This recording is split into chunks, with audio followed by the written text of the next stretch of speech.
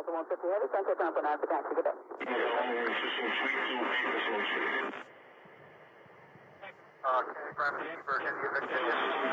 sorry, you going for? Sir, I want to go from Terminal 7 to 10 via Alpha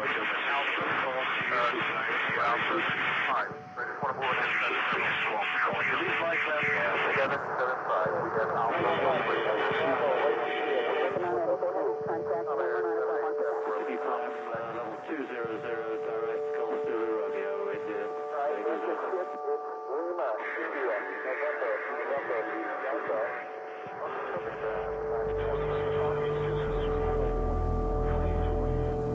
Hello. Hi. Do you speak English? Sure, what do you need? Okay, just a question. Do you know what is a chemtrail? The what? A chemtrail. I do know what a chemtrail is. Yeah, and is it true? Well, there's a big debate.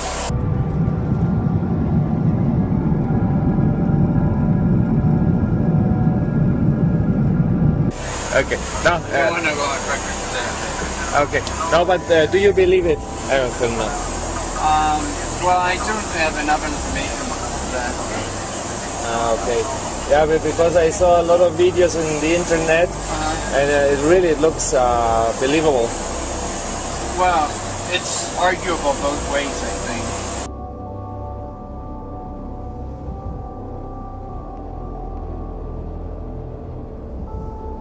Yeah? Depends on which side you're on, but... Yeah. But what is your personal opinion of it? I think there's part of truth. Part of truth, yeah. Yeah, we should investigate this, because when it's true, imagine so many people, they suffer of this. Yeah, it's a necessary evil, as you would say. Yeah.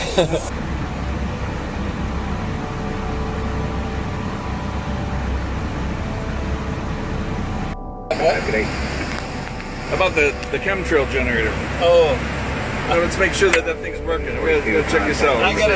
133.6. Oh, look at that! They're working. They're working. You can see the chemtrails coming out of the entrance here. Look at that. I'm dying to take a picture. Oh, that's cool. My neighbor, you got yeah. So I chemtrail generator. I'm doing a video. Chemtrail generators are on, and yeah, there it is. Look, you can see them.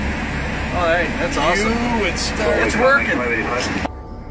How much more evidence do you need that they're spraying us with shit? Absolute fucking shit.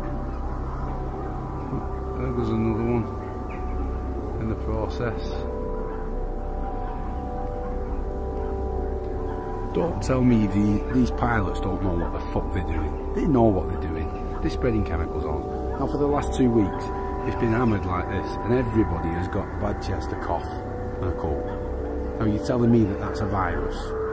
Something that just naturally occurs? Bullshit. This is where it's coming from. All this shit they're landing on your fucking heads. Wake up, people. It's time to fucking wake up. Aircraft making a condensation trail is very similar in many ways to when you go outside on a cold day and exhale. You create a condensation trail. That little cloud is a condensation trail. Now, if you take a 2-mile walk on a cold day and you can turn around and you can see your condensation trail tracking all the way back for 2 miles. That's how crazy it is to think that what we're looking in the sky is actually condensation trails. The contrails, not the chemical, the contrails occur because of cold air, minus 30. It takes a high altitude, around 30,000 feet plus.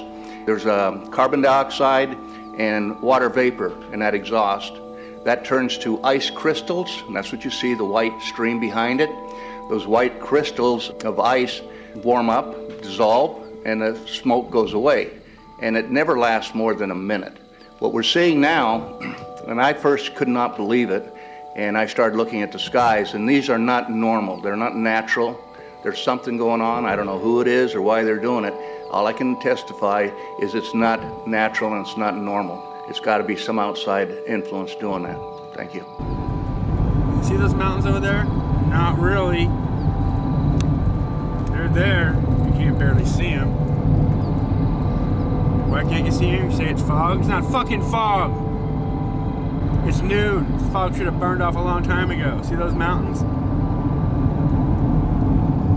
I'm getting sick and tired of being sprayed every fucking night while I sleep. They're spraying the fuck out of us, calling it fucking fog. It's bullshit. Look at those mountains. You can't even see them, and they're right there, a couple miles away. I'm sick of this shit. When you look into that and ask questions, they say, oh yeah, contrails. No, contrails are behind a jet. If you see a jet flying very high, the stripe, the condensed stripe behind it, that's normal. But in areas at first observed where there's very little population, you see a jet airplane going, and it's not only one, they have 4 condensed stripes behind them. They go this way, this way, this way, this way, and then this way, this way, this way, this way.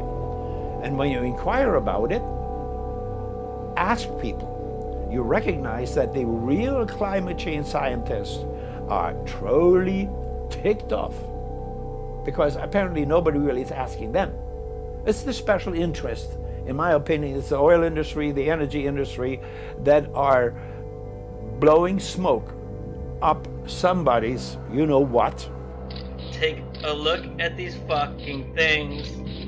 I'm supposed to be out shopping, and they're spraying fucking chemtrails all goddamn day over my head. It's beginning to look a lot like Chem Sky. Google, is it okay if I make this video? Will I lose my account? Will I be banned from YouTube for recording the fucking sky? Is that okay, Google? Am I allowed to do that? No, you can't show the sky either. Google is completely corrupt.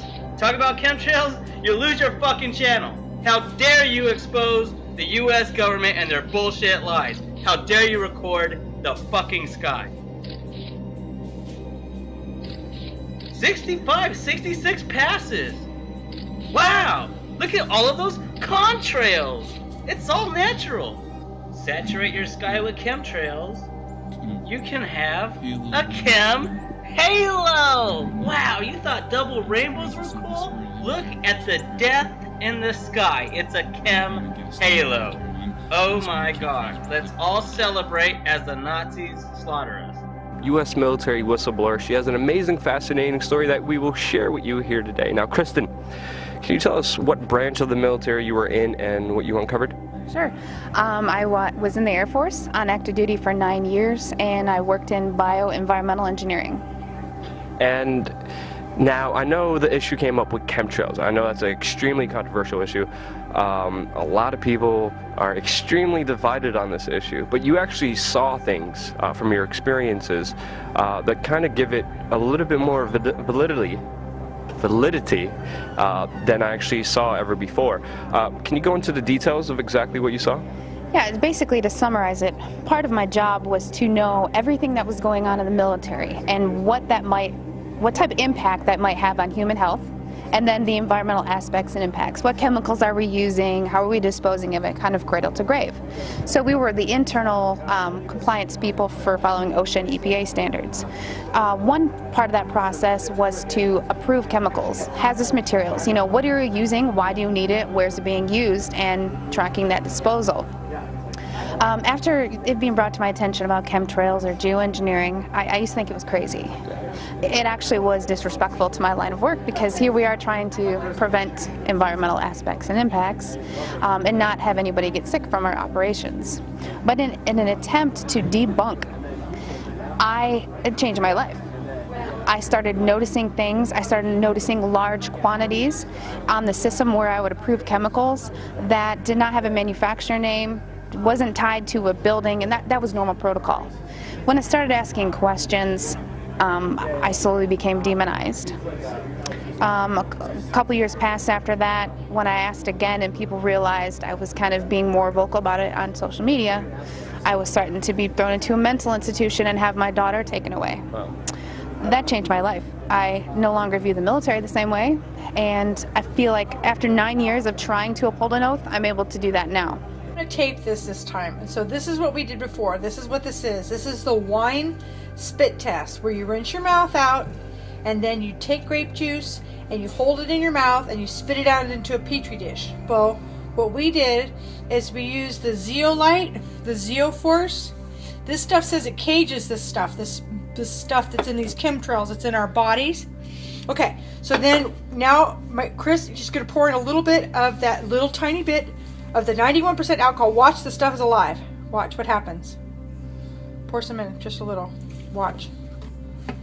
Look. Look what it does. Now you can film it up close. I am.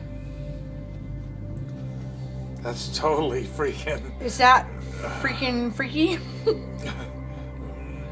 This is in every single one of us. This is spookier and weirder than I even want to go there.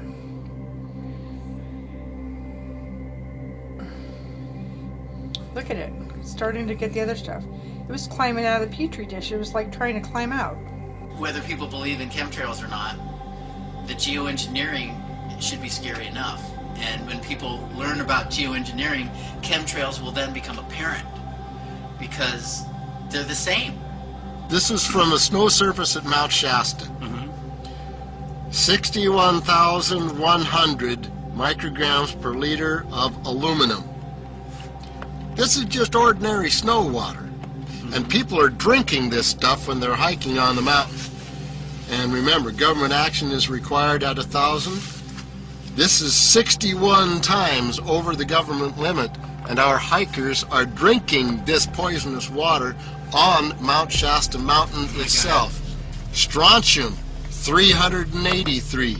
Barium strontium will take away from your bone structure, make for weak bone structure.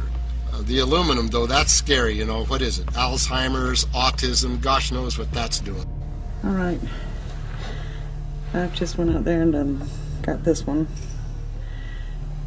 This is the chemtrail aftermath. You can see on the date. This is that white stuff that comes from the chemtrails.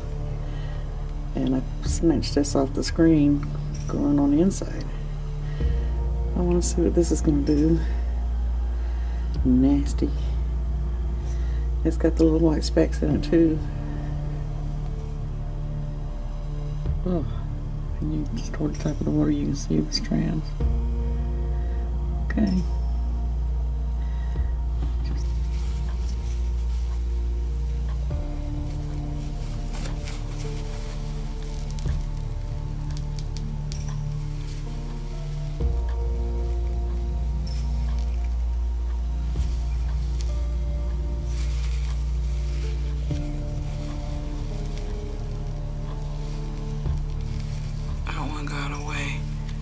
Numerous air quality studies, including from CARB, California Air Quality Resource Board, have named submicron-sized particulates as being particularly harmful for human respiration.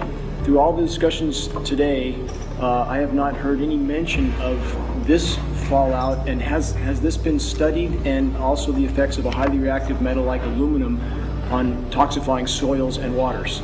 The question is, what would be the effects of these materials on human health if they came down into the stratosphere, in particular small particles and aluminum? So the collaborators of mine working on the aerosol scheme are actually folks from Carnegie Mellon who focused on human health impacts. And while we haven't published it, that was the very first thing we did, was do the order of magnitude calculation in level pencil and paper, but with an expert on human health impacts about whether there could be an issue.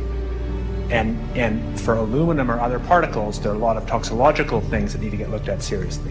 But if you're just thinking about the sheer number of particles and the human health impact of small particles, the answer is, well, we haven't published it. That was the first thing we looked at, with some of the leading experts who do epidemiological research on human health impacts, and it's not even close to being an issue. Clarify, so 10 megatons of aluminum dumped into the atmosphere would have no human health impact. So let me be more careful here. To separate out the toxicological, so the alumina we've only begun to research and published nothing. Alumina we've only begun to research and published nothing.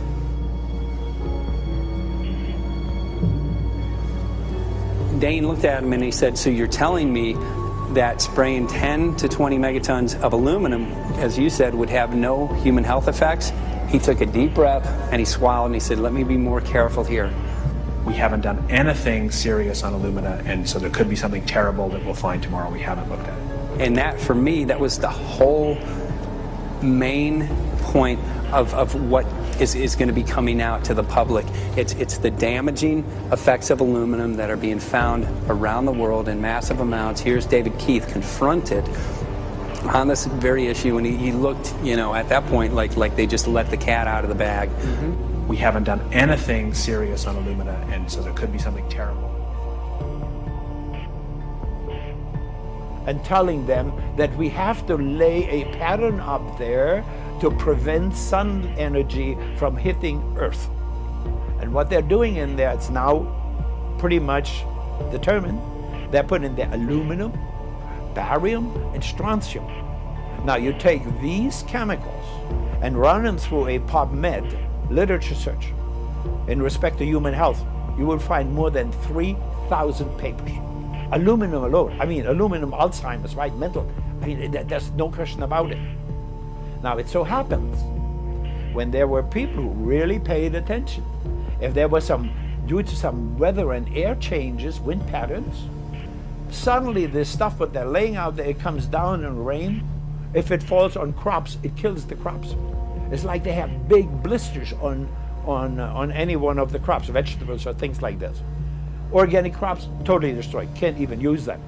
And when it comes to an area, for example, there's like forest, after that, a few weeks after that, they're totally dead. They're toothpicks, and you can see it all on the internet. Luft- und Raumfahrttechniker und habe Flugzeuge repariert und so weiter. Ich möchte euch jetzt mal ganz kurz erzählen, was ich gemacht habe. Ich habe auf dem militärischen Sonderflughafen Oberpfaffenhofen in Zusammenarbeit mit dem Deutschen Luft- und Raumfahrtzentrum ein Flugzeug mit einer Sprüheinrichtung ausgestattet, was an unserem Himmel giftige Substanzen versprüht. Als ich mit den Beweisen dafür, den Fotos und allem drum und dran, zu meiner grünen Abgeordneten im Bürgerbüro gegangen bin und gesagt habe, hier, so sieht's aus, ich stelle mich jedem Untersuchungsausschuss zur Verfügung, ist 3 Tage später mein Boss zu mir nach Hause gekommen und hat gesagt, ich muss dich entlassen, da werden von ganz oben große Räder gedreht, die ich nicht mehr halten kann. Ich kriege keinen Job mehr in der Luftfahrt. So you uncovered a lot of these hidden chemicals. Where's the connection with the chemtrails? Well, the connection is, at first, when I saw these large quantities of aluminum, barium, strontium oxides and sulfates, I thought, well, this could be for an industrialized process, for something called shot peening or, you know, bead blasting, things that you see in kind of the automotive industry. Except those were already accounted for. I already knew how much was used for those processes. It was a little type of different constituent. And the first thing I did, part of my job was to sample air, soil, and water. So that's what I did. I air sampled the soil, the air, and the water. And due to my profession, I know at which levels or limits of detection you need to check that at. And the amount of pollution that was in my area, and this is tests I did in Oklahoma, you know, in Georgia, in Chicago where I'm now. But in taking those samples, I knew the background, because a lot of these things are naturally occurring and elemental, but not in this form and not in this quantity. So how did it get there? So just to clarify, you see these huge storage containers of these chemicals. Then you do the test on the air and soil, and you see these same chemicals in the air and soil now. And that's pretty much been the main evidence I've seen people who are for chemtrails use, is saying, look at the soil, look at the water, look at all the chemicals in there. And now you're finally the person who's like, wait, I worked in the military, I saw a bunch of these chemicals there.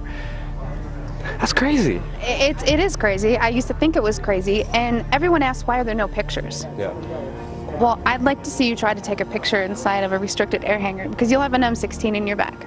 Yeah. And the hardest part for people to realize is, you know, where are the pilots? Like, there's people who have come forward, but these people are scared. You look at what's happened to whistleblowers, look at Snowden, look at Manning.